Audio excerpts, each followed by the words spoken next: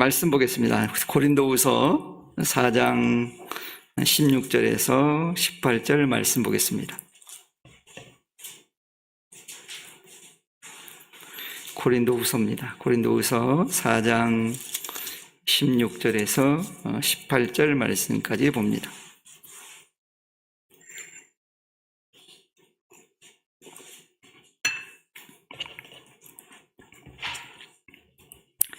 이제 함께 같이 봉독합니다. 그러므로 우리가 낙심하지 아니하노니 우리의 겉사람은 낡아지나 우리의 속사람은 날로 새로워지도다.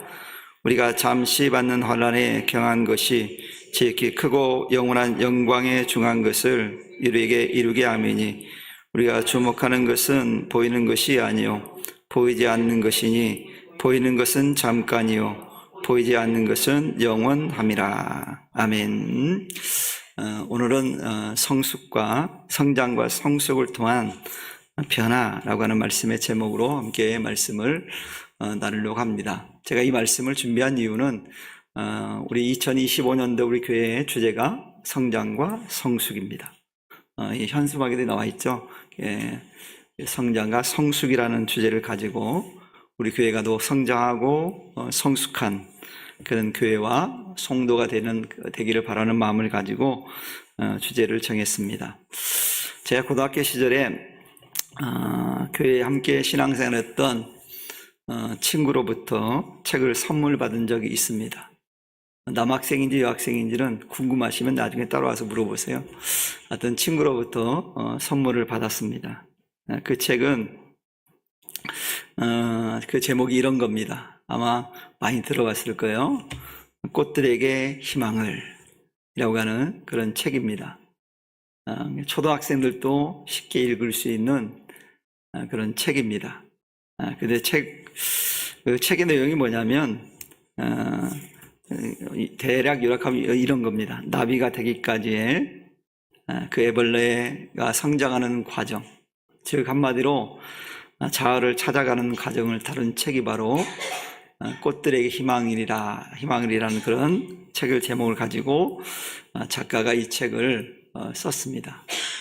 제가 이 말씀을 준비하면서 또 찾아봤더니 아직도 여전히 잘 팔리고 있는 책이라고 그럽니다. 여러분 꼭 한번 읽어보면 굉장히 좋을 것 같은 생각이 들어요. 매우 쉬운 책입니다. 그리고 중요한 건 빠른 시간 내에 다 읽을 수 있는 책이에요. 요즘 책들은 두꺼워가지고 오래 걸리잖아요. 근데 이것은 금방 읽을 수 있는 책이기 때문에 한번 다 사서 보면 좋겠다 생각이 듭니다. 제가 그래서 제가 있나 하고 찾아봤더니 그 책이 없어졌더라고요. 아마 제가 이사를 여러 번 했기 때문에 제가 기억하고는 한 10번 정도 이사했거든요, 제가요. 그러니까 그 이사하는 과정 속에 아마 책을 계속 제가 버렸거든요. 버린 것 같아요. 그래서 그 책의 그런 내용들을 제가 읽으면서 그 애벌레가 부화가 되기까지의 그런 많은 여정들을 다루는 그런 걸 봤습니다. 근데 그 과정이 매우 힘들고 어렵습니다. 그런데 그 과정을 잘 견뎌내면 정말 아름다운 색을 띤 나비가 되어서 부화가 되어서 날아가는, 꽃에 앉는 그런 장면이 그 책의 내용이거든요. 그래서 애벌레와는 전혀 다른 모습. 여러분, 애벌레는 어때요? 우리가 보기에도 좀 징그럽잖아요. 나비는 어때요? 화려한 그 나비는 정말 이뻐 보이잖아요. 전혀 다른 모습이거든요. 그래서 여기서 중요한 건 뭐냐면 성장 과정입니다. 그리고 그 성장 과정을 통해서 성숙되어짐을 통해서 변화된 모습을 그 책이 다루고 있거든요. 진정한 자기의 모습을 찾는 거예요. 그 전까지는 그 애벌레가 자기의 모습이 어떤 모습일지 모르잖아요. 나비가 되어서야 자기가 얼마나 대단한 존재인지를 깨닫게 되는 거예요. 이게 변화되어야 되거든요. 그런 모습을 다룬 책입니다. 책의 내용은 그리 어려운 것이 아니에요. 누구나 다 이해할 수 있는 책이 너무 쉬운 내용이에요. 제가 학창시절에 그걸 읽으면서 참 그때 참 고민 많을 때잖아요. 고등학생 때니까. 그래서 감동을 받았던 그런 기억이 납니다. 그래서 나비가 된 애벌레는 애벌레로 살 때와는 전혀 다른 삶을 사는 그런 이야기가 꽃들에게 희망이라는 책이거든요. 이런 것처럼 우리 그리스도인도 마찬가지입니다. 우리가 보통 우리 믿음을 가지기 시작하면 예수를 믿는 순간부터 우리를 그리스도인이라 이렇게 얘기합니다. 이처럼 그리스도인이라는 이름을 처음 불리게 된 것은 안디옥 교회 성도들이거든요. 이 말은 주님을 알지 못하는 사람들에게는 그리스도인이라고 말하지 않습니다. 아무에게나 그리스도인이라고 말하지 않아요. 믿는 성도, 예수님을 그리스도로 인정한 사람들에게 붙여진 이름이거든요. 그러니 이 그리스도인이라는 말은 어쩌면 참으로 영광스러움, 그 영광스러움이 담겨져 있는 그런 이름이라고 볼 수 있어요. 누군가가 나를 그리스도인이다 라고 말한다면 정말 영광스러운 일이거든요. 이 그리스도인이라는 말은 스스로 붙인 게 아니에요. 사람들이 안디옥 교회 성도들을 보면서 야, 너희들은 정말 예수 믿는 사람 같아 라고 해서 그리스도인이라고 붙여준 거거든요. 얼마나 그들이 예수님을 닮기 위해서 열심히 살았는가 하는 것을 잘 말해주는 모습이라고 볼 수 있거든요. 그런데 오늘 본문에 보니까 바울은 뭐라고 얘기하면 자신은 그리스도인으로서 낙심하지 않는다 이런 고백을 하고 있습니다. 그러면 바울이 왜 이처럼 낙심하지 않는 이유가 무엇일까요? 그 첫째는 뭐냐면 그는 하나님의 은혜로서 새 언약의 일꾼이 되었기 때문에 낙심하지 않는데요. 새로운 일꾼이 되었기 때문에 언약의 일꾼이 되었기 때문에 낙심하지 않는데요. 두 번째는 왜 낙심하지 않느냐? 죽음으로부터 승리하신 그 예수님의 부활에 동참하리라는 소망을 가졌기 때문에 낙심하지 않는데요. 즉 부활의 소망이 있기 때문에 낙심하지 않는데요. 그리스도의 일꾼이 되었기 때문에 낙심하지 아니하고 부활의 소망을 가졌기 때문에 낙심하지 않는데요.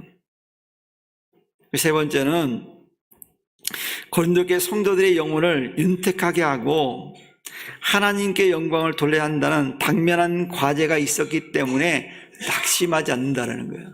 즉 자신이 할 일이 있기 때문에 낙심하지 않는다는 거예요. 어쩌면 여러분 이 땅에서 불행한 사람들 가운데 이런 사람도 불행할 겁니다. 뭔가 하고 싶은데 할 일이 없는 사람은 정말 불행한 사람이거든요. 뭔가 하고 싶은데 할 일이 없는 거예요. 얼마나 불행하겠습니까? 그런데 바울은 자기가 할 일이 있다는 거예요. 그리스도인으로서 사도로서 할 일이 너무 많기 때문에 너무 그는 감사하고 낙심하지 않는다라고 고백을 하고 있습니다. 그래서 바울은 이런 얘기를 합니다. 우리의 속 사람에 대해서 얘기를 하거든요. 우리는 피조물로서 죽을 수밖에 없는 그런 운명에 처한 그런 사람이거든요. 근데 이 속사람이라는 건 뭐냐면 이런 죽을 수밖에 없는 운명에 처한 시대의 인간과 그런 겉사람과는 반대되는 개념으로 우리의 속사람을 의미하거든요. 이 속사람은 어떤 의미냐면 하나님의 살아있고 항상 있는 말씀으로 거듭난 사람을 속사람이라고 그래요.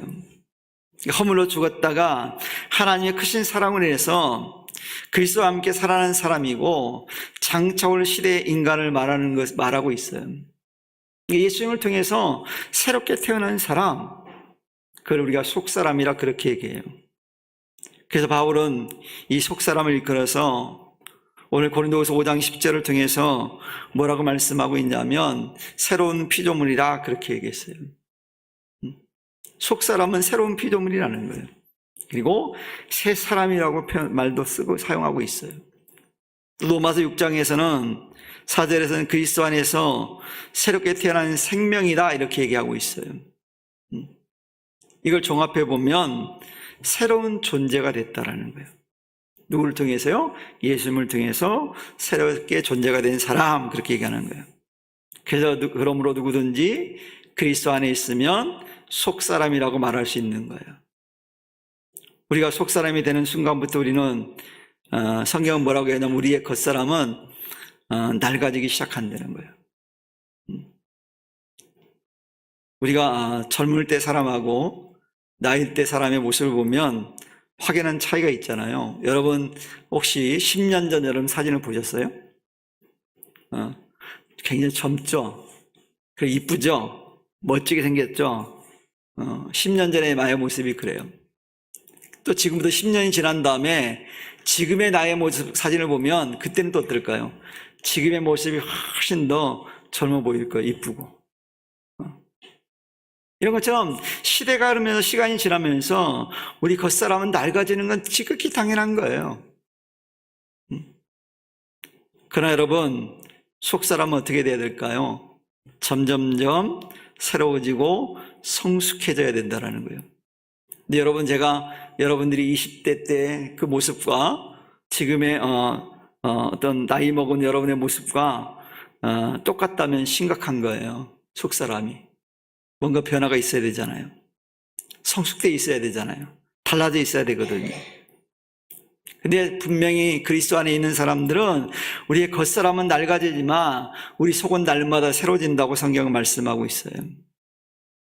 여러분 속사람이 변하는 과정을 보면요, 육체적 일들 하나씩 버리기 시작하거든요. 과거에는 내가 어떤 겉사람을 더 중요시 여깁니다. 체면 이런 그런 것들로 중요시 여겨요. 자기 위치 때문에. 그런데 성숙해지면요 달라져요. 그걸 중요하게 여기지 않아요. 왜냐하면 성숙했기 때문에 그래요. 그리고 진정한 믿음의 세계로 들어가면 하나님의 법을 통해서 즐거워하고 성령의 열매를 맺는 일들을 구체적으로 우리의 삶을 통해서 드러내게 돼 있어요. 이것을 일종의 우리는 한마디로 단어로 뭐라고 얘기할 수 있냐면 성숙이라 이렇게 말할 수 있어요. 성숙되어진 거예요. 그 열매를 거두는 거예요. 그래서 성숙하면, 이 그리스도 안에 성숙되어지면 특징이 하나 있습니다. 주 안에서 기뻐하게 돼요. 바울은 늘 그래서 주 안에서 기뻐하는 삶을 살았거든요. 그래서 감옥에 있으면서도 감옥 밖에 있는 사람들에게 그가 뭐라고 얘기했는지 아십니까? 주 안에서 내가 다시 말하니 주 안에서 기뻐하라. 기뻐하라고 계속 강조해요. 그만큼 성숙되어 있다라는 거예요. 이런 은혜가 우리 이 자리에 있는 우리 성도들에게도 임할 수 있기를 축원합니다. 신앙은요, 오래 신앙생활했다고 중요한 게 아니라 내가 얼만큼 성장하고 성숙했느냐 이게 중요한 거거든요.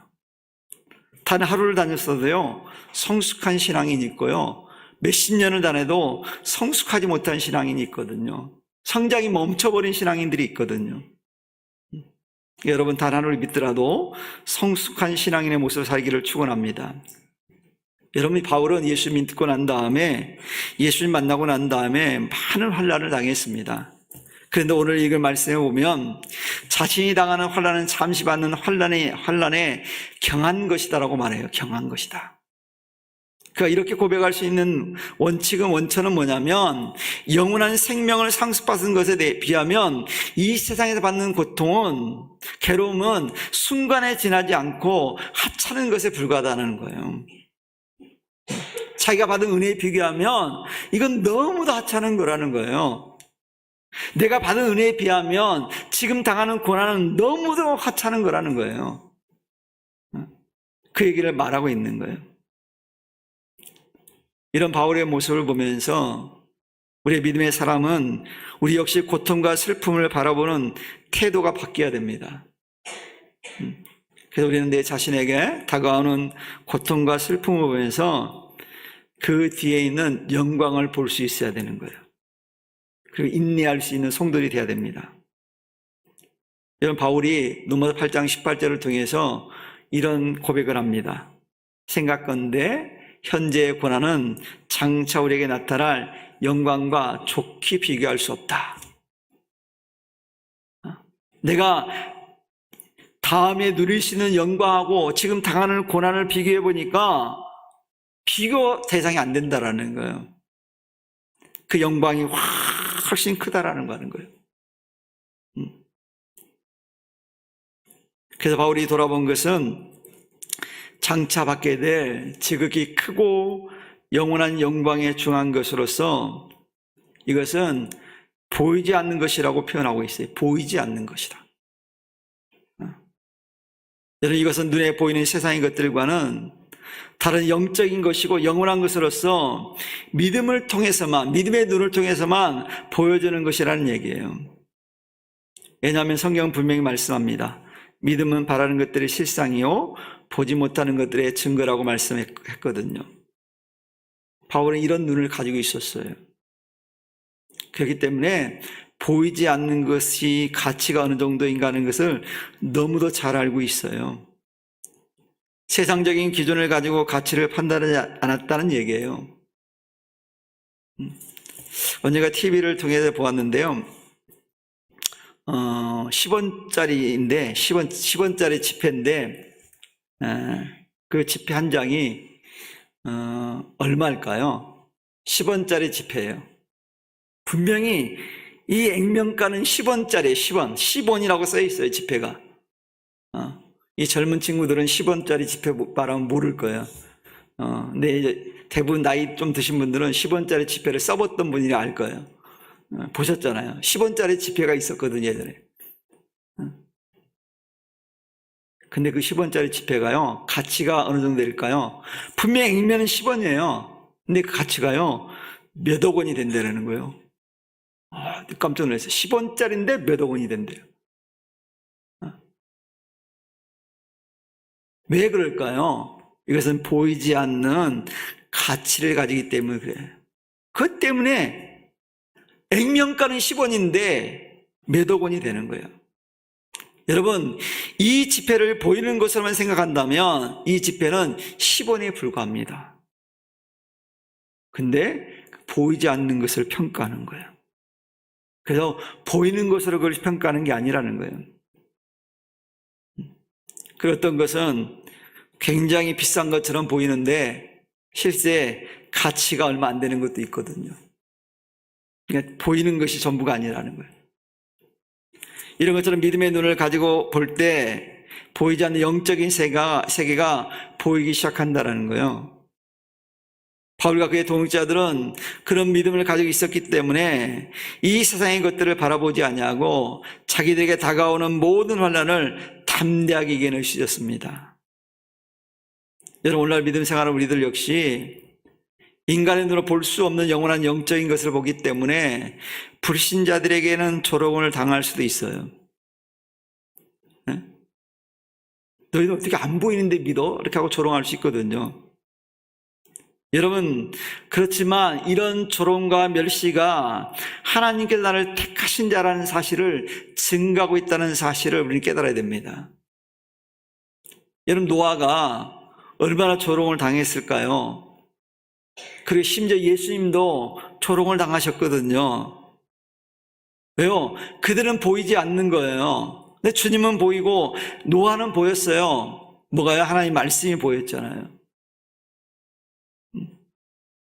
그래서 여러분, 노아 같은 마음 자세를 가질 때 우리는 세상의 어떤 조롱도 우리는 기쁘게 받을 수 있어요. 왜냐하면 우리는 보이지 않는 것의 가치를 너무 잘 알고 있기 때문에 그래요. 그러니 사랑하는 성도 여러분, 이 땅에 보이지 않는 것들이 얼마나 가치 있는 것이 얼마나 많은지 모릅니다. 그리고 보이지 않는 것들이 우리의 생명을 연장시키는 중요한 역할은 사실도 우리가 알아야 됩니다. 여러분들이 보이지 않는 게 얼마나 많은지 아십니까? 여러분, 혹시 뇌의 모든 걸 여러분 보고 계십니까? 뇌는 정말 뇌를 연구하는 사람이 보면 너무 신비하대요. 인간의 뇌가. 그래서 여러분, 이 과학자들이 뇌를 연구하는 사람들은 그 뇌를 보면서 위대한 하나님을 본다라는 거예요. 너무 신비하게 뇌가 만들어졌다라는 거예요. 이건 창조주가 아니면 만들 수 없는 거라는 거예요. 그게 놀란다라는 거예요. 그 여러분, 우리가 보이지 않는다고 해서 가치 없다고 말할 수 있을까요? 아니잖아요. 여러분, 오늘날 우리가 살아가는 데 있어서 보이는 것보다 보이지 않는 것이 더 가치 있는 것이 많다는 사실을 깨닫는 성도 되기를 축원합니다. 멀리 보지 않고 우리 마음을 보세요. 우리 마음이 사실 굉장히 가치가 있잖아요. 상대방의 마음을 읽어줄 수 있는 것만 읽을 줄 아는 사람은 정말 복된 사람이에요. 그러니 사랑하는 성도 여러분, 우리 2025년도에는 우리 교회 성도님들이 또 우리 교회가 믿음이 성장함으로써 좀 성숙한 신앙이 되어서 보이지 않는 것에 대한 가치를 깨닫고 더 깊은 영적인 삶을 살아가는 그런 성도 될 수 있기를 축원합니다. 그래서 이제 우리는 이 사실을 기억하고 세상 사람들이 보지 못하는 영적인 세계를 먼저 발견한 성도들로서 다른 이들에게 이 귀한 영적 세계를 전할 수 있는 복이 있는 성도들 될 수 있기를 주님의 이름을 간절히 축원합니다.